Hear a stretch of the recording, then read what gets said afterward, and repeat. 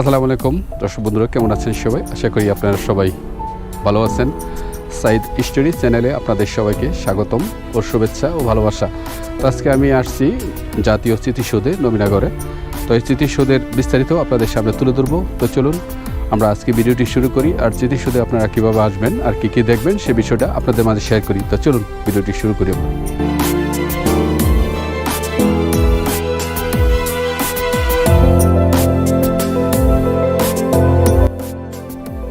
বন্ধুরা, জাতীয় স্মৃতিসৌধ সম্বন্ধে আপনাদের কিছু ধারণা দিয়ে রাখি। জাতীয় স্মৃতিসৌধ বাংলাদেশের স্বাধীনতা যুদ্ধে নিহত মুক্তিযোদ্ধা, বেসামরিক নাগরিক, বাঙালি, আধা বাঙালি নিবেদিত একটি স্মৃতিস্তম্ভ।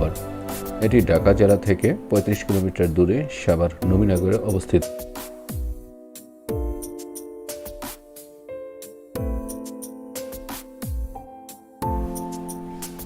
এই জাতীয় স্মৃতিসৌধের নকশা প্রণয়ন করেন সৈয়দ মইনুল হোসেন। এখানে মুক্তিযোদ্ধাদের গণকবর রয়েছে। এই যে এগুলোই মুক্তিযোদ্ধাদের গণকবর, অজ্ঞাতনামা শহীদের।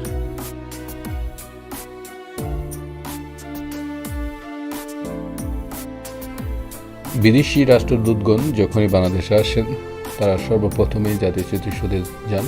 স্মৃতিসৌধের শ্রদ্ধা নিবেদন করার জন্য তারা প্রথমেই কিন্তু জাতীয় স্মৃতিসৌধে আসেন।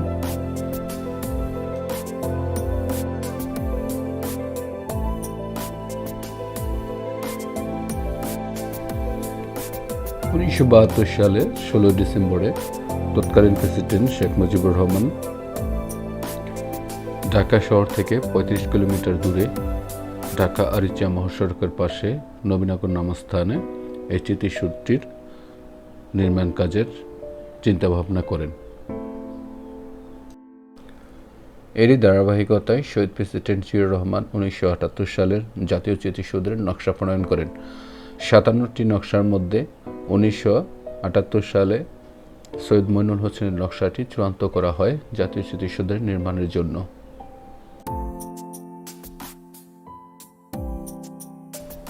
১৯৭৯ সালে স্মৃতিসৌধের মূল কাজটি শুরু হয় এবং ১৯৮২ সালে বিজয় দিবসের আগে এই বিশাল নির্মাণ কাজ শেষ হয় এবং এই স্মৃতিসৌধটি জনসাধারণের জন্য উন্মুক্ত করা হয়। এই স্মৃতিসৌধের মোট উচ্চতা হলো ১৫০ ফুট। সাতজারা ত্রিভুজ আকৃতির দেওয়াল দ্বারা নিয়ে গঠিত। দেওয়ালগুলো ছোট থেকে পর্যায়ক্রমে বড় হয়েছে। এই ৭ জোড়া দেওয়াল বাংলাদেশের স্বাধীনতা যুদ্ধ ও আন্দোলনের ৭টি ধারাবাহিক পর্যায়ক্রমকে নির্দেশ করে। এগুলো হচ্ছে ১৯৫১ সালের ভাষা আন্দোলন, ১৯৫২ সালের ভাষা আন্দোলন, ১৯৫৪ সালের যুক্তফ্রন্টের নির্বাচন, ১৯৫৬ সালের শাসনতন্ত্র আন্দোলন, ১৯৬২ সালের শিক্ষা আন্দোলন, ১৯৬৬ সালের ৬ দফা আন্দোলন এবং ১৯৬৯ সালের গণঅভ্যুত্থান ও ১৯৭১ সালের মুক্তিযুদ্ধ।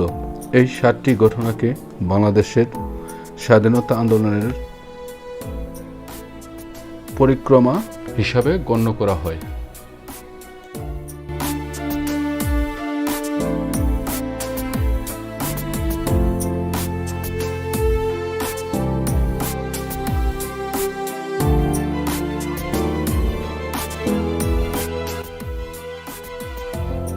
এই জাতীয় স্মৃতিসৌধটি ৮৪ একর জায়গার উপর নির্মিত। এখানে তার পাশাপাশি রয়েছে একটি মসজিদ, একটি কৃত্রিম লেক, একটা খনন করা লেক এবং ২৫ একর জায়গা জুড়ে রয়েছে বিশাল গাছপালার সমারোহ। আর আরও রয়েছে এখানে ১৯৭১ সালের যুদ্ধাহত মুক্তিযোদ্ধাদের গণকবর।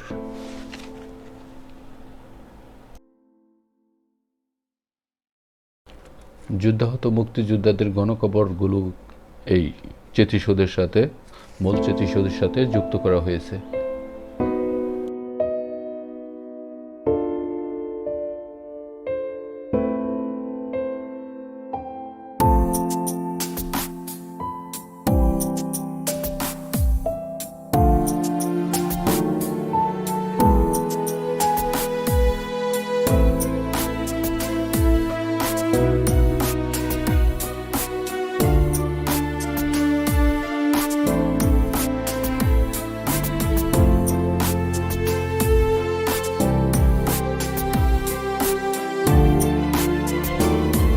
জাতীয় স্মৃতিশক্তি স্বাধীনতা যুদ্ধের একটি মূল প্রতীক হয়ে আমাদের মাঝে আজও আছে। আর এই স্মৃতিশক্তি একটা খুবই আকর্ষণীয় স্থাপত্য শৈলীর নকশাতে তৈরি করা। এটা হলো সামনের অংশ। পুরা স্মৃতিশক্তি একটা ভিন্ন রকম নকশার আদলে তৈরি করা হয়েছে। মোট 57টি নকশা থেকে এই নকশাটি চূড়ান্ত করা হয়। সবচেয়ে আকর্ষণীয় নকশা ছিল এটি। এটা সামনের অংশ। আপনাদের জাতীয় স্মৃতিসৌধ সম্বন্ধে আরও কিছু তথ্য আমি আপনাদেরকে জানিয়ে দিই। এটা সপ্তাহে প্রত্যেক দিনই খোলা থাকে, একমাত্র যেদিন স্বাধীনতা দিবস 16ই ডিসেম্বর ওই দিন ভিআইপি আসার কারণে কিছু সময় বন্ধ থাকে, আর বাদ বাকি সময় খোলা থাকে। সপ্তাহে প্রত্যেক দিন সকাল 8টা থেকে শুরু হয়ে বিকেল 5টা, 5:30, 6টা পর্যন্ত স্মৃতিসৌধ সবার জন্য মুক্ত থাকে। শুধুমাত্র কিছু বিশেষ দিবসে কিছু সময়ের জন্য জাতীয় স্মৃতিসৌধ বন্ধ থাকে দর্শনার্থীর জন্য, আর বাদবাকি সময়টা সারা বছর বা সারা সপ্তাহ প্রত্যেক দিনই খোলা থাকে মানুষের জন্য। স্মৃতিসৌধ প্রবেশ করতে কোনো টিকিট লাগে না। আপনাদের হাতে সময় থাকলে অবশ্যই এই জাতীয় স্মৃতিসৌধে ঘুরে আসবেন।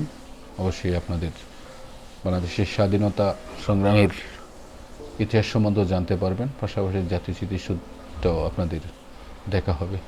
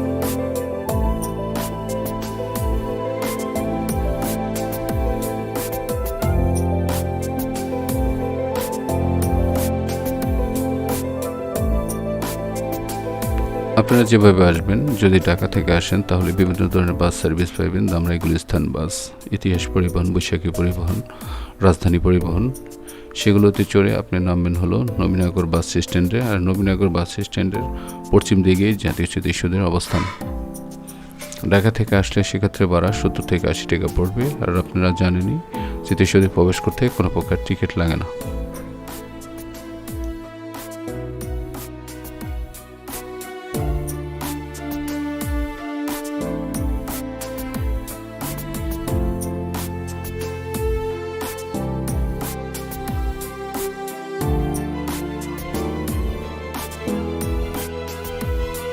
এটা একদমই স্মৃতিসৌধের সামনের অংশ।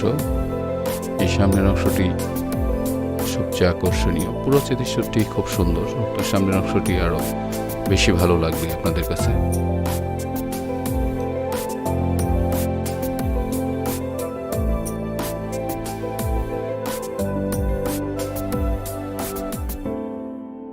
আমাদের আরেকটি অবাক করা বিষয় যে জাতীয় স্মৃতিসৌধের মতো একটা জায়গায়ও এই যে ফুটপাত বসছে। আসলে এখানে বিদেশি রাষ্ট্রদূতগণ আসে বা অনেক ভিআইপি আসে। এই ফুটপাতটা এখান থেকে দখলমুক্ত করা উচিত। এরপর পরই আমি আজকে ভিডিওটি শেষ করব। আজকে ভিডিওটি ছিল এ পর্যন্তই। পরবর্তীতে আবার আপনাদের সাথে দেখা হবে, কথা হবে নতুন কোনো ভিডিওতে, নতুন কোনো দর্শনীয় স্থানে।